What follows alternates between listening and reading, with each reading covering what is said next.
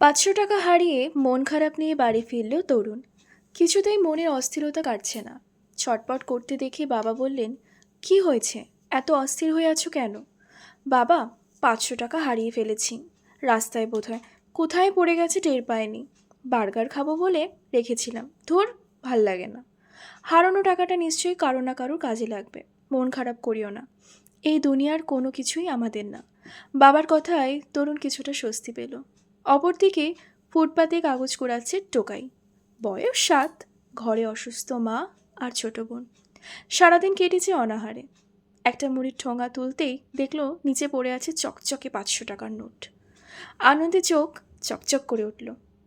মায়ের জন্য ওষুধ কিনলো ৳১০০ দিয়ে, বোনের জন্য নতুন জামা, সহপাঠী বন্ধুদেরও ডেকে আনলো। পেঁয়াজ, তেল, চানাচুর দিয়ে আয়োজন করে আজ পেট ভরে সবাই মুড়ি খাবে। মুড়ি মাখা শেষে টোকাই ছেলেটার মা বলল, দুমুঠো মুড়ি বাইরে কুকুরদের দিয়ে আয়। যার টাকা হারিয়েছে তাকে সমর্পণ করা হয়ে যাবে। গল্প পরিতৃপ্তি। লেখক জয়ন্ত কুমার জয়। কণ্ঠে আমি পূজা। ধন্যবাদ।